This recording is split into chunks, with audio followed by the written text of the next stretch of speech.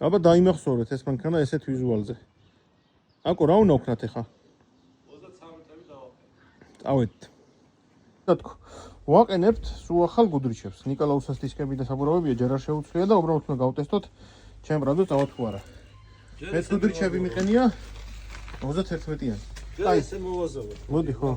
ეხლა უბრალოდ გავსინჯავ რამდენი მილიმეტრია სულ ახალი გუდრიჩები. რა ხოლმე სხვაა. დიდი ბიჭო. დიდი. აქ შეხედე კაცო. მაინც ერთი ეს ნახოთ აქ. ბიჭო გავასწორე. 11 მილიმეტრია. მაგარია, მიდი. უნდა ეს წავიდე. გარეთ გამოიწევა. ხო. არბუზიკები და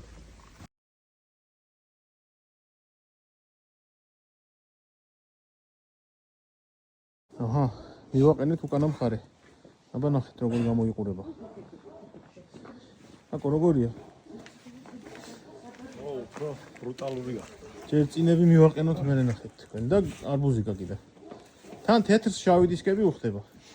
არა შავი არაა მე მგონი, ხო მაგის? თუ შავია ბიჭო მაგის. მე მგონი შავია. კაი, წავით ახლა წინაზე. სახე გამოვიდა ასეთი. ეხლა ცირე რაღაც დიაგონალებზე ვიყავით, გავიარეთ, გამოვიარეთ. აკო რა სიტყვია, მოგეწონა? კი. ქაღალდ დაკიდების კვალობა საკმაოდ კაი ხოცვლები აქვს უკან. თან ტრექშენთან ყველაფერი თან 23 მეტრები უკვე მანქანას დაემსგავსა უკვე, მანქანა.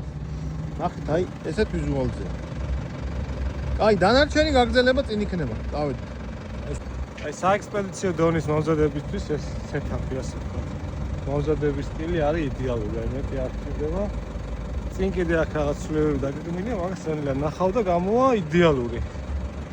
თუ არ გაყიდა. ჯერ არ ვყიდი, არა, ჯერ არ ვყიდი. კაი, წავედით, ახლა სხვა საქმე გვაქვს კიდე ბევრი.